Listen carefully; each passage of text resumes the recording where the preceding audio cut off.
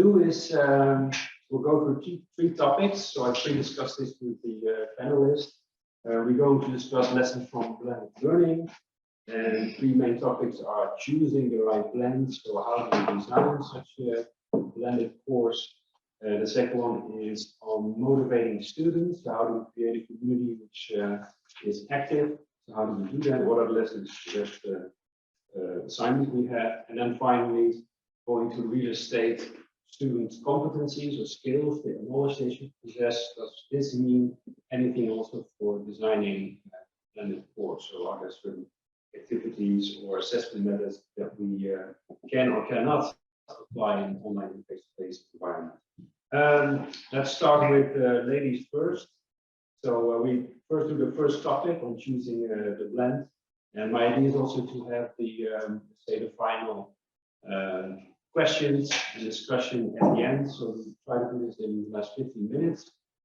But if you have questions, raise them please in the chat so I can also keep track. Okay, let's start with Atife.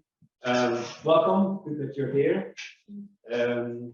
So maybe you can introduce yourself slightly, what you are doing, teaching and so on in the position, and then maybe your first ideas on this topic, so choosing the blend, how do you do this kind of thing? Right, yes. Thank you very much. And hi everyone, my name is Atife Ahai, and I'm a blended learning developer at the Faculty of Architecture. So what TUDELF has done in terms of blending courses throughout the university was that they employed 7 or 8 blended learning developers. So every faculty has a blended learning developer to help teachers with blending their courses. So what I do is basically I go through the course together with the teachers or coordinators of the course, and we see how we can improve the course. I would call this improvement of the course because blending is not something specific to this pandemic time. We had blended learning before, and we're going to have in the future. So what I do is I go through the course together with the lecturers, we brainstorm and see how we can improve that using the digital materials available and how we can increase student engagement using the resources that we have. So what we do is that usually in the presentations that I have, blended learning in the way that so what we do is that we have a couple of ingredients that we need in this case, like the available digital resources and platforms and whatever is possible online, and then also like what can be possible face to face. And we see what elements we need to combine to reach the learning objectives, of course. So depending on the context, depending on the group dynamics, the size of the groups, and also the nature of the course, we create this wave, as you saw also in Erwin's presentation, beautifully, brainstormed and kind of created wave. So that's how we blend courses, and we make sure that there's constructive alignment, meaning that the activities, the assessments, and the learning objectives are all going hand in hand to create a course that's that's the most efficient, let's say. Yeah, so it's in a sense very tailor-made per course. Yeah, definitely. Yeah. So there's no one recipe that we use for all the courses. It all depends on many other factors. What we choose, what ingredients we choose, whether online or face-to-face, and how we blend them together. Okay, thank you very much. Let's move to the other side, to Turkey, to Kiran. Could you maybe respond to this? So how do you you make these blended learning environments work? What activities do you introduce, and how do they also relate to each other for your lessons? Oh, thank you very much. I hope you can hear me well. Yeah. And this morning I experienced a little bit of a different microphone environment from the side that it reverbs in a different way. And sometimes I couldn't catch what has been just speaking out there. Sorry for that. I'm trying to capture the moment as you're speaking. And in our case, the blended learning system has been introduced right away when the COVID-19 came, and then it becomes a whole online. And at the start of this year, in 2021 fall semester, there was an announcement from the Higher Education Board, which is regulating all the systems in Turkey and for our university as well, from Ankara, the capital. So they say that, okay, the 60% is going to be online, 40% is going to be face-to-face. So everybody, including me, will just understand from this, okay, there's going to be my lecture, which I'm going to have about 14 weeks, like 10 weeks, 8 weeks, we are going to be online. The others, we are going to come to the classrooms and do our stuff. But at the start of the lecturing semester is just initiated, we understand it's not the case. That they select some courses is going to be full online and some courses is going to be in campus. And there's not going to be a deciding on that. So it becomes a huge confusion and everybody will just jump and rush into which is going to be full online and which is capable of doing it. And so because there's a limit onto that, so there have to be some sacrifices has to be made. And it's also applied to the undergraduates, masters and PhDs, and it's all the same. So it created a little bit of a problems. We just find the solutions to find our way through that system that we have on our real estate program is an interdisciplinary program, and all the students coming from like urban planning, architecture, finance and economics and law. So they're in all different fields. And their also background is different. Some already have in their mid-careers and they know a good calculation stuff on their spreadsheets. But some of them, like a half and 60%, is already just a continuation of their education on their undergraduate. So this gap is just what we experienced in the previous years. When they come into the classroom, they just get into a network and then they learn from each other more than we are teaching them. So what this system is just now bring here, and I'm experiencing and hearing from other lecturers, and it's coming to our questionnaires as well, that this gap is widening. Because once they are every student in their own cell, just trying to learn everything, it's kind of pills that we are providing them to just digest the information. They just couldn't expose, even if we want an organized in-classroom sessions and stuff like that. It's not providing it. It's as I'm seeing, more of the students who are having difficulties in running numbers and getting real estate finance and related courses, they are just lost in the half of the semester. Their grades are not in well shape, and then they're complaining about understanding the structures and such. So I can say there's this gap is just taking them off the chart, and then but the other students who are really capable and good in that, they just excel in way better. They have just finishing their thesis early. They just send their papers to the journals. So I'm really also confused in that sense, that how to just manage not leaving everyone behind, but also there are some just running forerunners. So it's really because we have capabilities and the time and budgets to just match with those agenda. We are really thinking of how to respond to that. So I think the main problem in this environment that bring just widen the gap and just maybe polish those differences a lot, and we are having hard times to cope with that. And I'm hoping this session and then the experiences that we are going to share here, I can get some hints and clues and approaches to tackle with that. So I think I can say for the first round of this, and thank you. Thank you, Kieran. I think you address a very important topic, right? So talk about the high achievers and the low achievers. You reference also to my presentation. And then of course the question is, how do we actually, design also this online and face-to-face environment for them in order to get them all on board? So maybe that's also what we focus on in this session, because it's recognizable for everyone. Maybe moving towards Bob, who's sitting next to me, also on the screen I see, at least for me. What are your experiences with, let's say, designing the online and the face-to-face activities? What works and what doesn't?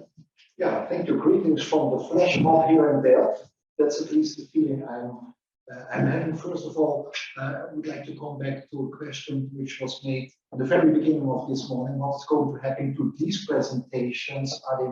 Will they be made available? It's depending on the people who made the presentations. If they send them to Hilde and her team, then we can record them in the ERES digital library. That means that it will be for a long time, if not for eternity, accessible to the community. We do have a similar situation like the colleagues in Helsinki, where our teaching support center is at overall university level taking care of our e-learning environments. That means that we are not tempted to say, well, it's so easy to install Moodle and then by way of trial and error to go for it. That's what we want to avoid, to run into beginners' mistakes, to get stuck in all these features and having the feeling that you should implement a quiz and assignments and this and that just slowly. But I took from Alan's presentation one very important line. That's the one she was saying, a large variation in prior knowledge.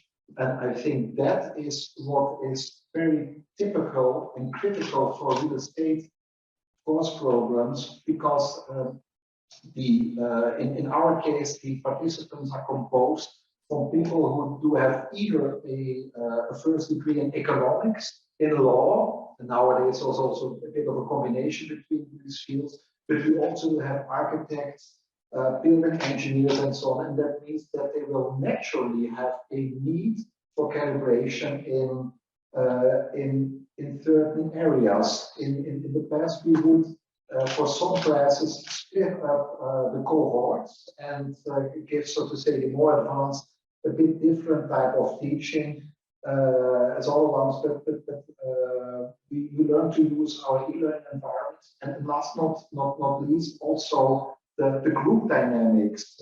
If people are working on projects, we will of course try to that groups are composed, which also represent these different intake areas. I think we have also to take into account that that we are taking care of our learning entities. It's not longer a closed shop between, so to say, lecturers and the students and something in between. If you are in a competitive environment, you will have to accredit your course programs. That means you need a proper documentation, and for this reason, you will also take care that there is a high degree of transparency in the materials you are providing. And last not least, but this may also be different at other locations, we are working a lot with lecturers who are working in practice, and they may need additional support for the didactic component. And in this regard, once again, we cannot count that this will happen by itself, and if not, we simply replace the persons that would be so easy. So overall, I think this is a way that we can, depending on a certain situation, implement instruments or not. But overall, it is not, let's say, it is a mean and not an aim by itself. That's what I would like to hand over to you. I think that's also very recognizable. Of course, a mean and not a goal. I think what you said is also quite important about also what Tika said about the support for these kind of learning activities. Because there's a complete didactical ID to optimize this kind of learning environments that's already out there, and we can benefit from that quite a lot. So universities that don't have these kind of things, entities in there, it becomes more difficult to make a blended course. Let's move towards Ellen Geurts, who's online. What are your experiences in also aligning, let's say, these online and face-to-face activities? You explained a bit about it already in the presentation. What can we learn from that? Does it work for all types of courses, for instance, or what did work well in your own course? Yeah, I think what for me is a starting point, it's very dependent on each course. Huh? I think it's always a tailor-made process. But I think what is for me always a starting point, is it about that we need to transfer knowledge or skills? And I think in real estate, it's always a combination of that. And I think for knowledge transfer, actually online works generally quite well. It's not so, it's a much more individual process also. But a lot of the skills, the group dynamics, debating skills, knowing how to respond. So there's a lot of soft skills I think we also learn, and it's also very important for people in the real estate profession to learn these. And for me, that's actually where I would then also start always from the learning objective. Is this a skill? Okay, if I need to develop skills, my experience is that it's very hard to do that online, and it's much better to do that face-to-face. Although I must say, I also teach in some adult learning courses, so professionals. And I think with professionals, it's a little bit easier sometimes to do this actually in an online environment. So it can be done, but then I think it's really also a combination of what is your age group, and also to what extent is it still more necessary to expose them to learning from each other, or whether, and that's I think experience with professional people, they would already more actively work on developing those soft skills already, because they practice that, for instance, in their daily work. So I think that's for me the main thing that I would like to add here. Very valid point on the difference between knowledge and skills. I think that's also my experience, but nevertheless, we've got Atin here as well. Is it possible to, let's say, train competencies or skills also online? Do we have certain tools or certain activities that might also help to do that online? Yeah, as Ellen also mentioned, it depends on the courses and what skills we're going to, teach the students nowadays. Yes, for example, at AENT, we have, virtual reality and all those tools and, resources that can make that possible as well. And what do we need to think of? What would students then do, for instance, in this environment? Do they, for instance, negotiate on a certain topic, collaborate? Yes, and even daily education. Yeah. Like you want the students to, learn a certain skill, okay, and it needs to happen in interaction. So it's, I think it's important that we think out of the box. It's that, if we don't necessarily have to be in this room talking to each other to learn a skill. It is possible to do it online, because a lot of things, a lot of these skills are gained from interaction, and interaction can happen online too. So let's say in virtual reality, you basically, imagine yourself in that setting where you practice that. Or for example, if we gamify an activity, then, let's say, for example, in business environments or in, business schools, that's also practiced a lot. So you kind of play the game of, let's say, negotiating something, or, so in order to reach that goal, then, what do you need to kind of practice? So you basically practice what you learned in that environment, in that game, as it is real life. Yeah. I think that's a very important point you made, because we often think in certain boxes. I think there's more possible, especially with new techniques that might offer opportunities. We moved already to a couple of the other subjects we were discussing prior to this panel. I think let's move to the next one, which is more on, let's say, motivating students. Maybe also the perspective of students, what motivates them? Did we encounter, or did we actually investigate or evaluate what motivates them in this blended learning environment? Do we have lessons from that? Who can I give the floor? I'm opening it up now a bit to the panelists, so not pointing anyone. Ellen, yeah, go ahead. Yeah, maybe. Yeah, I think, well, we still have to evaluate, but in the current course, I see that this carrot approach of providing assignments for which they can earn a bonus point. I think that's clearly something that is motivating a lot of students, and also motivating them to then study together for this, because they really want to do well.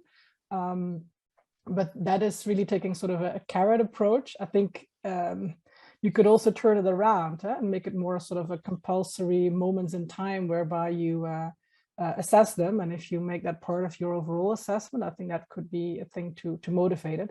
But that's very much indeed like taking it from a sort of motivating towards assessment. And some students, I think they get motivated because they want to perform at the end. And others need to be triggered much more on the intrinsic motivation. So then it's, I think, much more about tailoring the content of your course really also to the interest of students. And I think for that also giving students an opportunity to sort of really, I wouldn't say co-design the course, but to in a way have impact on where, for instance, certain discussions go. That could be a way to motivate students. Great, good to hear this, Ellen. I also came about this subject in literature, although students might not know how to design courses, they might know what they would like to learn in relation to the subjects they are offered. So it might be a good idea to involve them in this course making, right? And design maybe of certain elements that might motivate them in the end better. So great addition. Others? Kiran? Yes, I also would like to add few on the part of students' experience and their motivation. On our side, the 60% of the students coming directly from the bachelors, the undergraduates.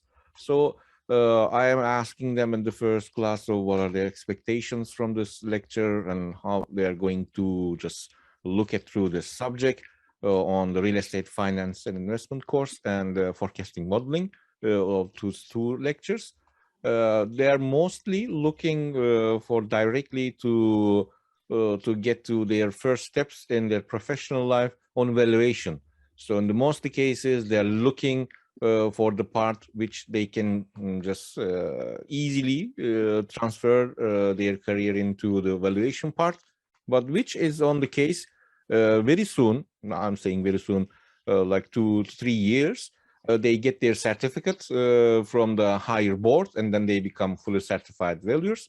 And then they just come into their second phase, which is going to, I'm actually finding it a very short run on their careers, and they're putting their whole motivation on the valuation and related part, which is very soon becoming very, repetitive of a work, and then they're not using their full capacity.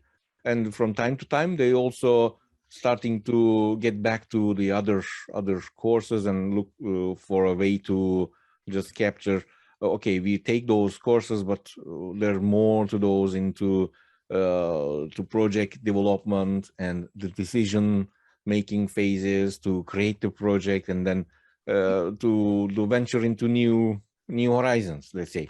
But those parts now that we are motivating them into to get the best out of this online learning, blended learning environment, I think it's still lacking on our side, because it's not easy to capture how to negotiate, how to just shine in their careers while they're doing this online meetings, and to capture, because once you try to convince someone through this digital environment and then capture their sensing, are they are inclined to their ideas, or how they are reflecting their motivations or objections to their what they're presenting in the firms. There's still those soft skills. I'm guessing, I'm sensing that not fully covered, to just because even they are doing it in our courses, they're representing stuff, then they're not fully understand the broadness of it. Or we also have some hard parts. I'm just calling from outside the business people to comment them, to just evaluate and give critics to their presentations, but still those parts are missing. If we were in the classroom and face to face and make those stuff, those knowledge transfer, those hints and other structures, I think it's better transferred. I don't know how to make it in a full capacity, but because now everything is online and we have to accept some of those, but the cultural differences or other kind of I'd say that tacit knowledge or things that cannot be fully integrated into still the part that is going to be carried out with this coming year. So this year is the first one that we are said, okay, we are done after 3 semesters. Now this is our 4th semester. We are going to be experienced and good to go. But the motivation from the students is still finding their way easy to just reach their first goal.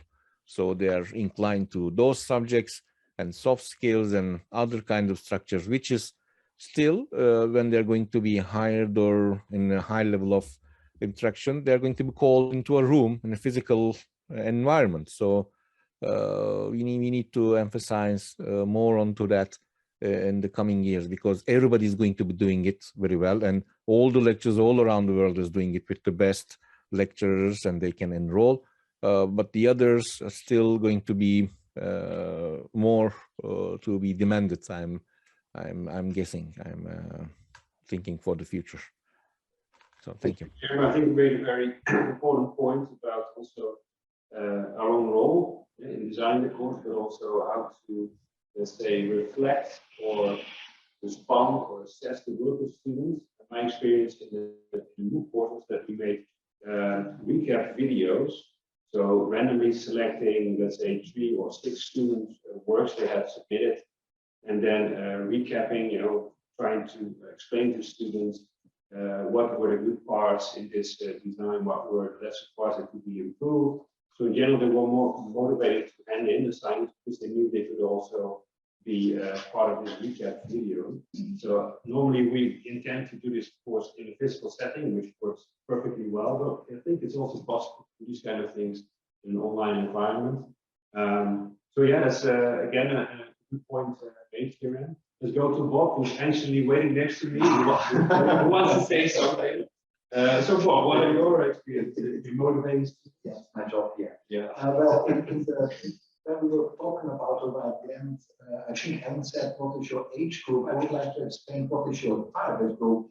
And maybe, first of all, a very old joke about a student of medicine and a student of philosophy are sitting together, and they are asked to learn a book by heart from about 500 pages or so. The student of medicine is responding by saying, until when? And the student of philosophy would say, why should I do this?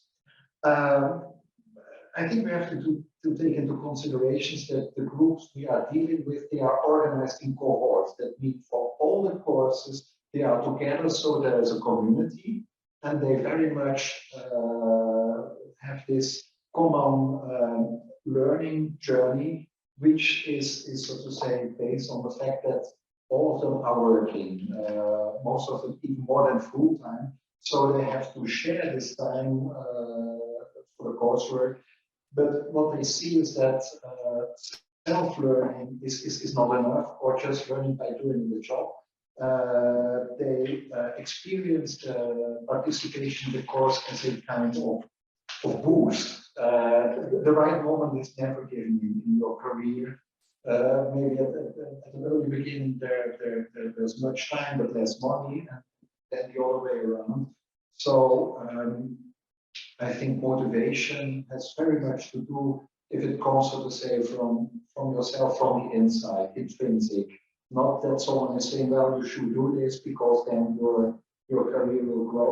I think it's simply the concern that if you have this common learning journey, at the end of the day, you will not get stuck in a program which never ends. That's where we are very clear and concise. You can study this in a dedicated study time of 4 semesters, but this network will stay for all your life. And what I can see from a longer period of time is that people will stay and stick to real estate.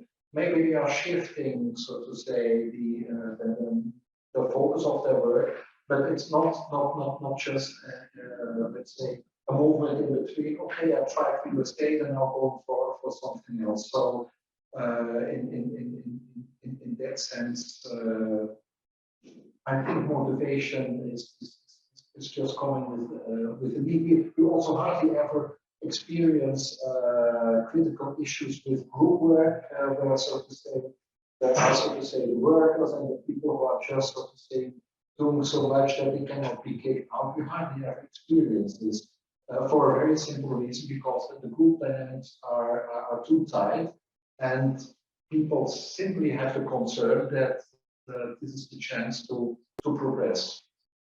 Yeah. I think you also raised a very important last point, for instance, this group dynamics.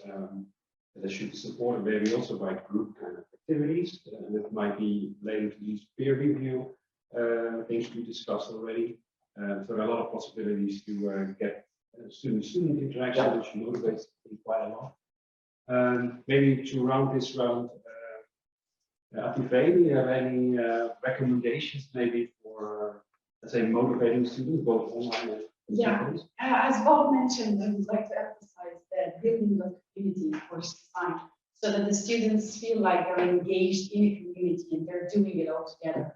So they're not in a queue doing it by themselves, but then, you know, all together with the others, getting feedback from them and giving feedback to them would also be very important. Yeah, feedback and working together. Yeah, good work. And also, it might be relevant to what Karen was saying. I'm not sure if I got the point right there, but I feel like also in course design, having clear instructions and a clear path, so that it's clear to the students what they're supposed to do, where they're supposed to go. So that decreases the amount of confusion that they might have. Yeah, I completely agree. We need to make this clear to students what we do. Okay, let's move to the. I'm already happy, by the way, that you're posing questions and for discussion already in the chat. Let's move to the last subject. We can do this in 10 minutes, or that's my assumption. Yeah, we already talked a little bit about real estate skills and knowledge that students should possess, maybe at a graduate or undergraduate level. That's of course different. And we already knew that there are different between skills and knowledge. It's kind of let's say abilities of students. I think Helen raised a quite important point already in our pre-discussion of this panel, which was on a geographical place, but also maybe cultural background of students. What role does that play in designing a course, a blended course?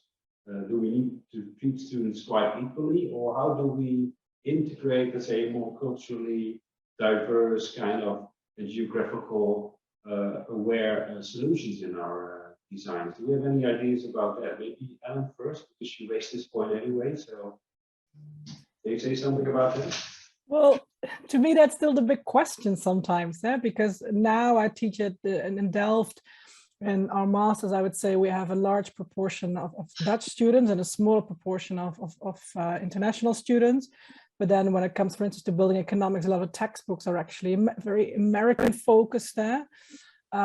So yeah, for me, it's always, something I'm always very conscious of, but how to deal with this, I find it very difficult. And I know I actually studied quite a bit in South Africa, and I know there, for instance, there was a lot. I was always amazed how well I was a student in South Africa. I learned actually a lot about the British system, more than at times I always learned about, you know, the South African reality of things. And I think that's something that therefore I've always been sort of conscious of. And what I'm also, I think why I bring it up also here in this blended learning environment, because I think one of the things we should do is make active use of all the materials already out there also. And then if you look at that, there is a dominance of materials from certain regions, and especially if you don't stick to English language, it becomes even more dominant, although Yeah, so I actually don't have the answer to this. This is a big question for me. And I think being conscious of it already is a first step, I guess. I see Atife nodding, so maybe you can add to this. Yeah, I think it's a very important point that Ellen raised as a question. Because, you know, yes, you're encouraging that, you know, the materials online available to be used. Like, why would you, you know, try to, you know, remake the material that's out there? But then also, you know, there comes the question of the dominance of one specific, let's say, context. And I would say in this, you know, case, why not making your own materials? Because anyway, what you're going to make, you know, is going to be, you know, like definitely part of that, you know, what's available can be used, but then, you know, you can add the context to it and, you know, make your materials as well. And also in terms of learner differences that Ellen mentioned, I think it's also important to consider the differences in also the learning styles of the students and also the context they come from the learner's perspective, whether they have developed the skills to be autonomous learners or not. Then, you know, so depending on that, they might need more support in certain aspects. I think that's a really good point you raised also. Learning styles of students, as I think we all know, is that some students just like to listen to a lecture of a professor and they don't necessarily want to interact, right? So that's a different type of learning than always promoting interaction, but finding this balance, I think, is quite an important aspect. But how to assess, you know, the different learning styles of students if you don't know that before? Yeah, that's what we do with blended learning. So we try to make, we say that it adds to the flexibility. First of all, let's say if I ask you, if I as a teacher, I let the students, let's say, you know, like use some digital materials to gain certain knowledge. Okay, the knowledge delivery is, you know, done that way, then I already give the chance to the students, let's say, to watch that, you know, according to their own timing, perhaps rewind back, watch it again, rewatch it. Or sometimes, you know, I could just, you know, as a teacher, let's say, offer certain, you know, knowledge or, you know, certain information, let's say, in different forms, in form of text, video. So I already consider, you know, different, you know, learning styles in this case. Okay, thank you very much. Bob, Yes. what are your ideas about this subject? Well, actually, I'm in the fortunate position that we can, to a certain degree, compose our cohorts. That means there's a large number of applicants, and that means that in terms of age, working experience, previous education, I can take care that to say the several areas are so to say, well covered. And it also means that because we are not having this tedious game of actually there is a too large number of students, but we are saying now everybody should have the chance to study, so let them come in. But in the end, a selection process will take place during the study program. We just make the exams a bit more difficult. More people are getting grades like insufficient, and in the end, it will stop. That's not with us the case. Of course, they will have to proper prepare themselves, but we are, so to say, not putting endless materials on the table, and then we ask, so to say, on page 768 in table 443, the second little box, and you would have known even all about next to it, but not this one. That is not the case. So I think a very important function is that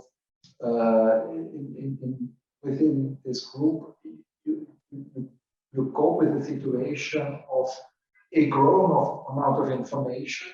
There's so much accessible nowadays, be it, so to say, literature, even in the local region and area, video materials, and so on. But in the end, the time you can dedicate for it will roughly remain the same. So it's a bit of shifting, and I'm also expecting that we will move a bit more towards, let's say, pre-readings and this kind of things, but not in the sense that that you say, well, read it, and there should be a kind of assessment, so that then also lecturers know where are people, what did they take from it.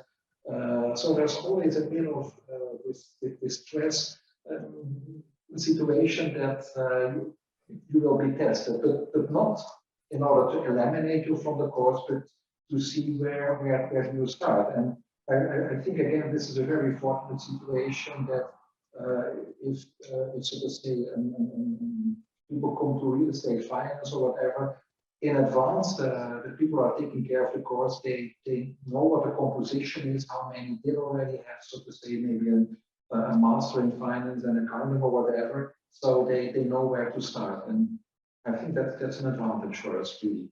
Yeah. Thank you very much, Bob. Let's move to Kieran before we open up the floor to the audience. What are your experiences with, let's say, the level of knowledge and the skills that the real estate students should possess in the end, but also this cultural background and how you do it? Is it an issue in your setting?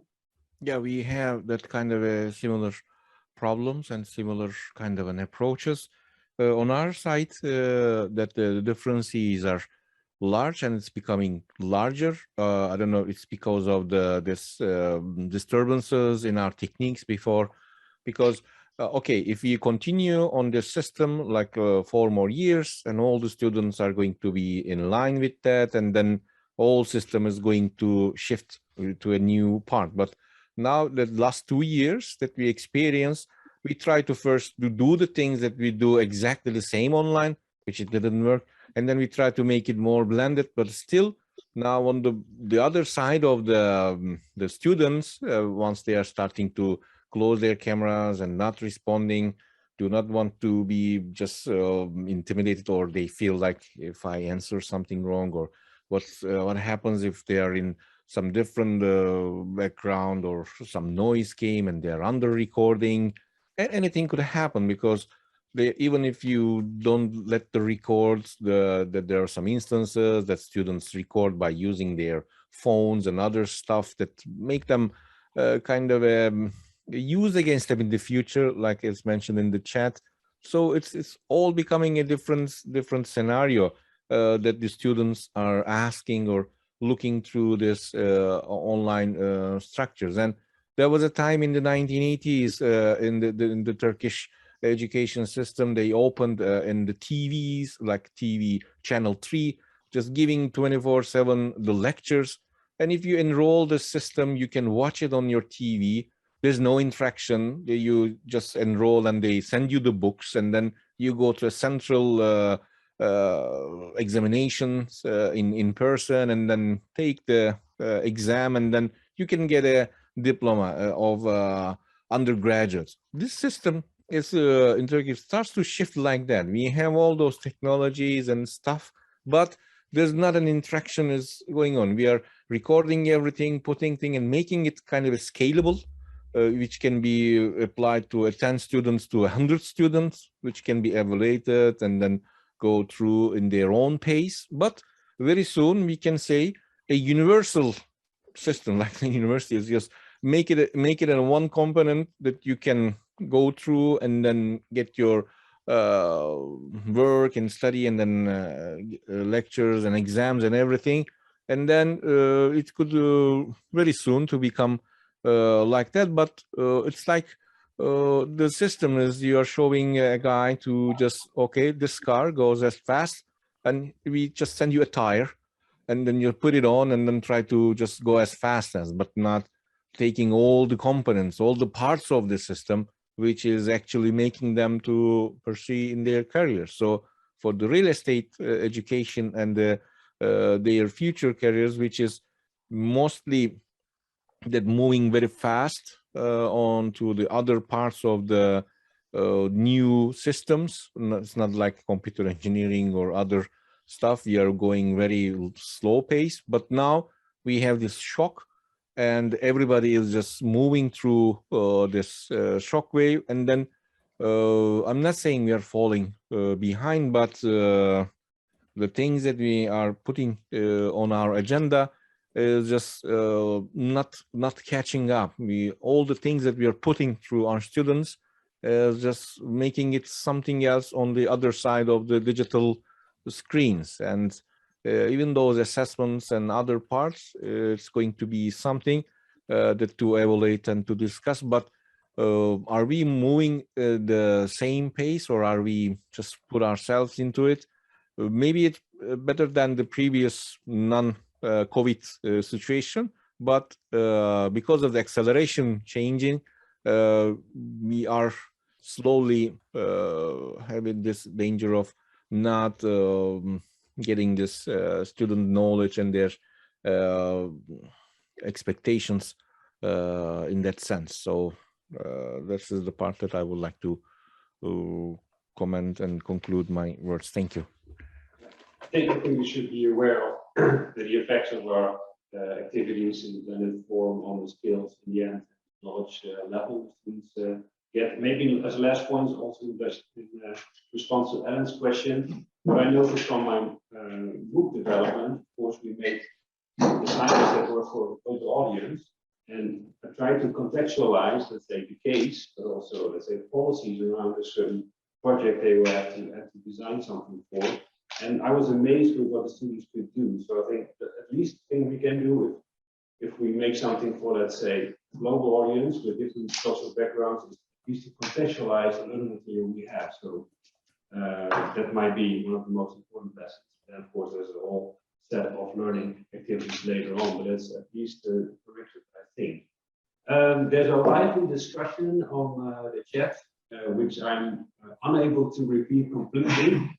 So I would say the main players there are Herman and Francois, and I also saw Björn responding to in the chat. So maybe open up the discussion you have in the chat.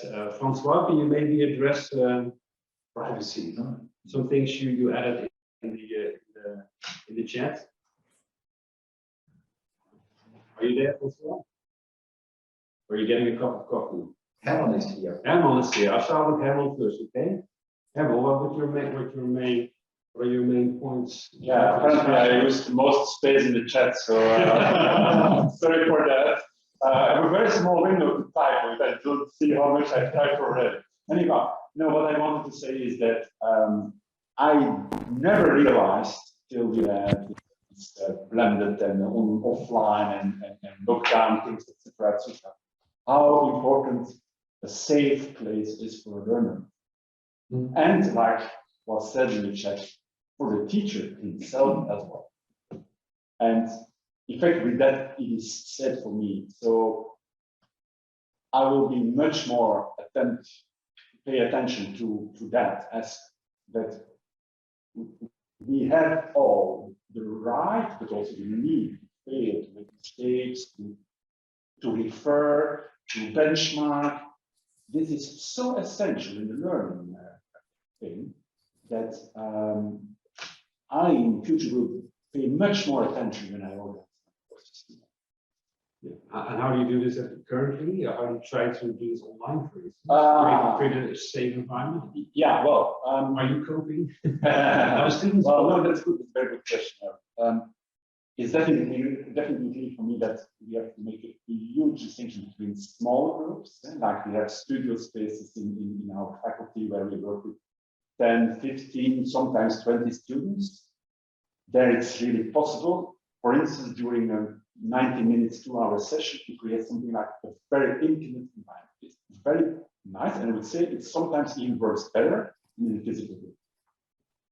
But once you have 50, 70, 100 and more, forget it. It becomes like broadcasting, television program, it's like radio making, it's just pushing it into the sky and trying to, yeah.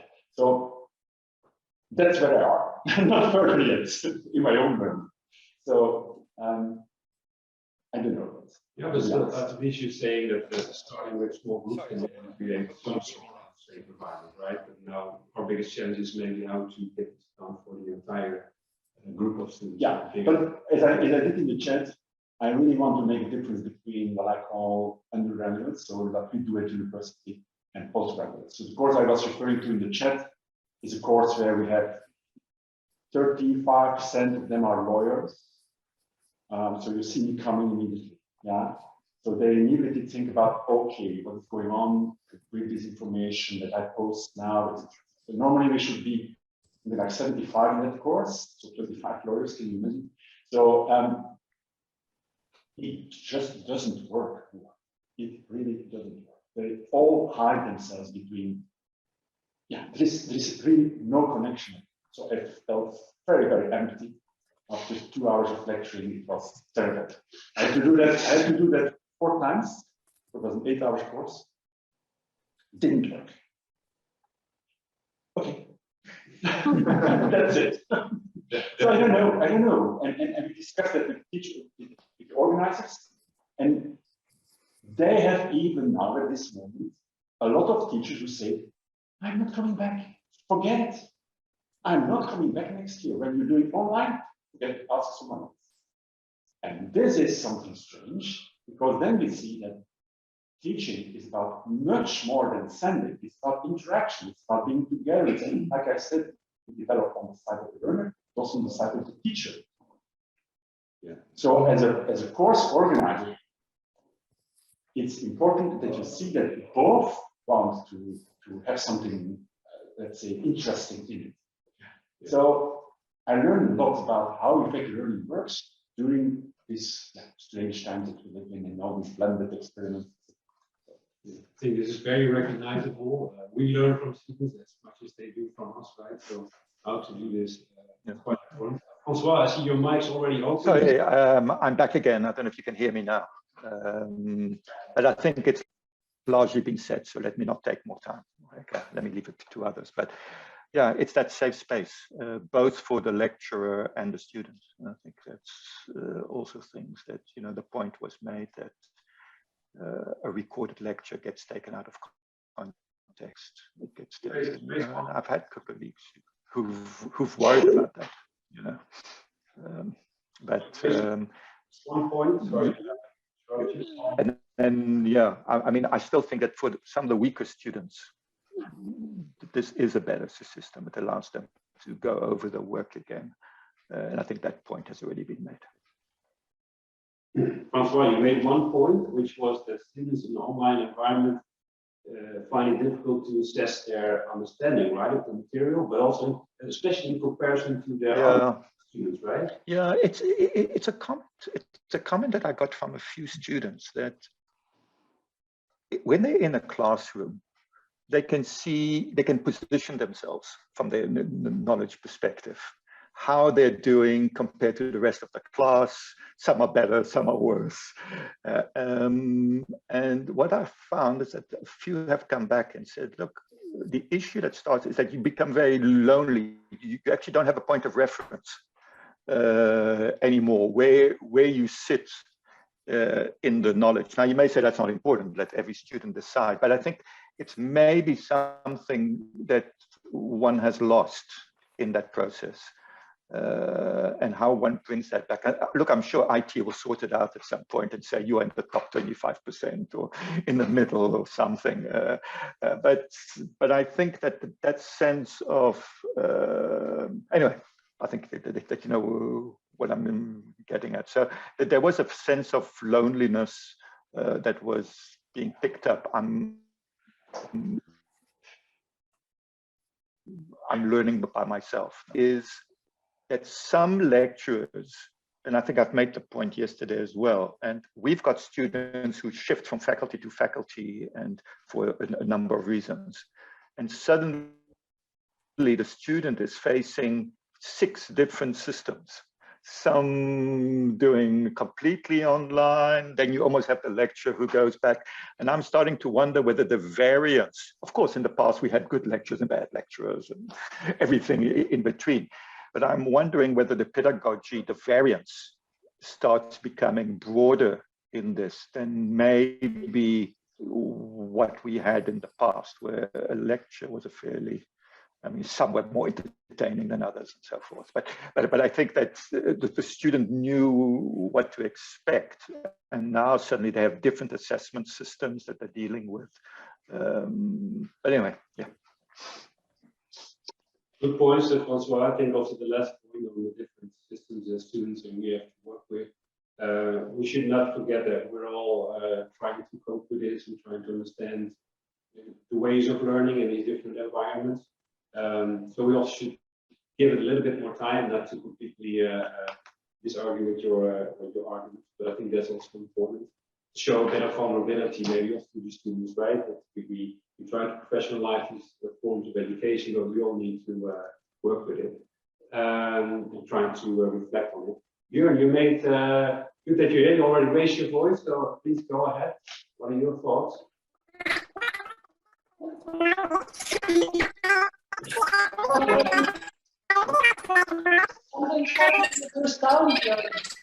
He raised his voice, yeah. Heeft al heel lang vastgenomen. Yeah, Björn, we couldn't be What's here. happening? Well, it seemed that you. I think he needs to. Can you hear me now? Is it Yes. fine? Okay, so there was just a small problem with the microphone. Never mind. Well, first of all, François, I think you were really right in making the point that there used to be good and bad lectures in physical form, and of course also in online formats and blended formats. So we certainly must not we must not judge on the quality of blended learning formats by the marks, because there will be good blended formats as well as bad blended formats. So that makes it difficult to find the best way of teaching, really. Yeah? And what really impressed me during the entire seminar, most of us even decided not to use their camera, including myself most of the time. And that's exactly what annoys us with the students. So what is the reason really for this? And how can we tackle this? I think some of you mentioned that students might feel observed, yeah, and don't like to be viewed and not notice when they are viewed by their fellow students. So that might be a problem, but actually all of us, I think, agree that it's really difficult. Many mentioned that during the seminar, that it's difficult to speak into a black screen and not see the face. Now, that's really the major problem with all kinds of blended formats. And I mentioned in the chat earlier, it's important to keep students involved. So the main question for me really is, how can we achieve this? With or without cameras, and with or without polls and whatever. Yeah, I think that's some very good suggestions, and I'm really thankful for that during the seminar. So, yeah. Thank you, Björn, for your comments. And I think Faye raised her hand, so maybe she has the Holy Grail in her hand. Yeah, it was a very interesting point, regarding the camera. That's been an issue, since the beginning of, this online classes on Zoom, for example. But then again, experience has shown that when students are in smaller groups, they tend to turn their cameras on, and in discussions they tend to get engaged. So once they're engaged, they actually have their cameras on. And I would also like to mention that we need to be careful when using the term blended. So what Herman was mentioning here was like having a 2-hour lecture, let's say, to a large audience. That was obviously not a blended course. It's a normal course done remotely due to certain circumstances. So if it was, designed as a blended course, that would be totally different. And one tip maybe regarding the cameras, I've noticed that, that's basically the feedback I got from students, was that if the students know that they need to turn their cameras on before joining a session, they will do so. So it's good to just let them know in advance that you expect them to, be at the camera and show themselves, so that they get engaged, or you let them know what kind of activities they're going to be involved in, and then that becomes. Yeah. May I just react on this? I agree, yeah. And then students say, you don't have the right to ask them. You're done. Yeah, of course, yes. You can go. Yes, I know that. That's right. Nowadays, students know they're right. Yeah, but it's just experience has shown that once we tell them that, hey, I would recommend that you do that, then they're prepared. I think there's also an analogy with the real life, right? So if we are in a big lecture hall, you see a lot of students just, moving away into the benches, and if they're with 200, we've got a few which have the camera switched off, right? Yeah. So it's also maybe just part of studying, right? Right, yeah. And we should be aware, maybe asking them beforehand, so we can see them a bit more lively, also anticipate if they understand what we actually are meaning, right? So I think we all have that experience. I see that Francois said I asked that all cameras to be on when we start the lecture and at the end. Yeah, that's also a possibility, right? To see what the audience is and if they are not sleeping in the end, the lecture maybe. Okay, with that, I would like to conclude this session. I think we learned a lot, at least I learned a lot from you all, your experiences, and we share, I think, a lot of experiences and also lessons with each other. There's another point, of course, we are ending our seminar here, which is a pity in a way. I thought this was a very good seminar with online interaction between us, maybe not as likely what we are normally used to, right, so in a physical setting, but still I think it was very productive, and of course all these presentations will be at the ERES database. We can all assess that in the coming years and learn from each other even more and more depth. Big thanks on behalf of the team here for all of you participating in this seminar yesterday and even on your free Saturday. Thank you for being here. So the dyads actually here and the others, of course, yesterday. I would also like to thank which are not here in this setting. Thank you all. I would like to give the word to Paloma, and I think she has been instructed by Hilde, so please go ahead. You are still muted. You are muted, Paloma. Sorry. No, Yes. I've been here, listening to you and enjoying your discussion. But where is Hilde? She's in here. I'm here. Oh, you're here. So not sure what to say, but I think that these 2 days have been intensive. It's a pity that has been not face to face. I see Bob there. I'm very jealous because I prepare. Yes, I prepare my traveling there, but well. But a lot of relevant things, relevant issues related to education has arisen here. And I'm glad to see that most of us has the same problems and same thoughts. So, but I would like to see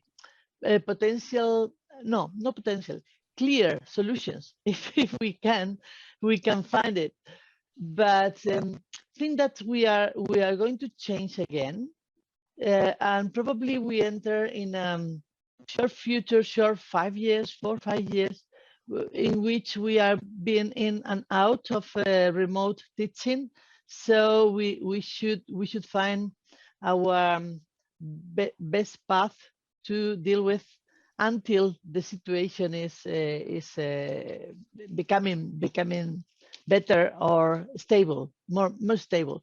My perception is like most of you that this is something that we will bring with us for a long time. So combining presential face-to-face and remote activities, and we are going to a new model. It's my perception. Doesn't matter if we have courses with 20 people or with 100 people.